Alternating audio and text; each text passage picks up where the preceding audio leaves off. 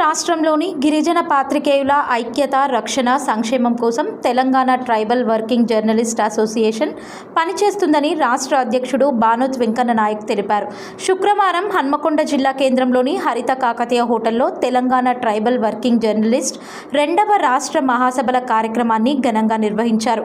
ఈ సందర్భంగా రాష్ట్ర అధ్యక్షుడు బానోత్ వెంకన్న నాయక్ మాట్లాడుతూ ప్రతి గిరిజన జర్నలిస్టుల సంక్షేమం కోసం తాము కృషి చేస్తున్నట్లు తెలిపారు.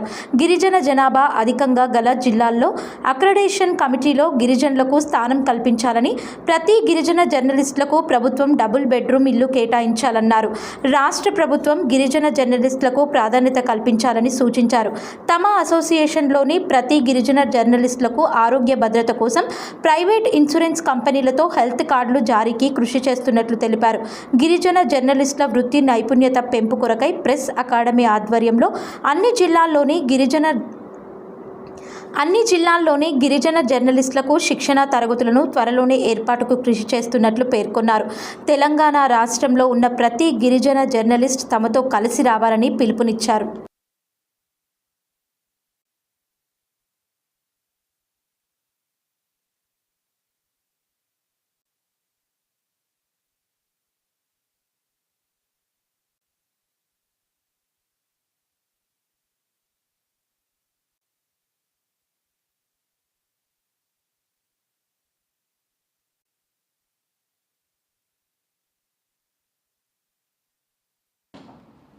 ఇబ్బందులు ఉన్నాయి, సమస్యలు ఉన్నాయి.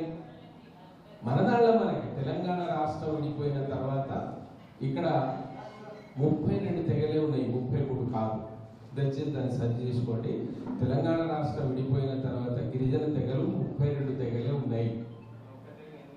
32 తెగల యొక్క జనాభా అధికారికంగా 10%.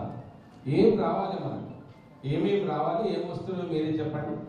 10% 2 మంత్రులు ఇవ్వలేరా?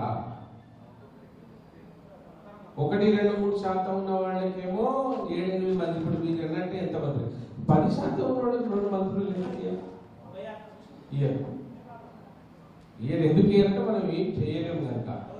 రండి నాతో ఇంతమంది మనం రేపు అంబేద్కర్ దగ్గర జర్నలిస్ట్ అందరిపై మనం జరిగే అన్యాయం అనుకుంటున్నాం.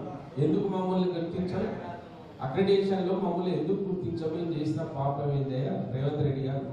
అందరికి ఇచ్చినట్టు, బెనిఫిట్ ఇచ్చినట్టు, ఇది రిజిస్టర్డ్ జర్నలిస్టే కదా, వాళ్ళకు కూడా ఇందిరమ్మ ఇల్లు ఎందుకు ఇవ్వకూడదు? మేము చేస్తాం. మాకు మన రిజర్వేషన్ ఉంది కదా, మాకు రిజర్వేషన్ ఉంది. జర్నలిజం చేస్తున్నాం కనుక అది ప్లస్ పాయింట్ అవుతుంది మాకు. వీటి గురించి నేను మళ్ళీ మిమ్మల్ని విసిగించకుండా ఒక యునానిమస్ తీర్మానం చేసి ఒకటి రాసి గవర్నమెంట్ వెంటనే ఇలా జర్నలిజం మా లెటర్స్ పెడతాం. మేము ఎవరెవరు పాల్గొన్న మీద మా రికమెండ్ మేము చేస్తాం.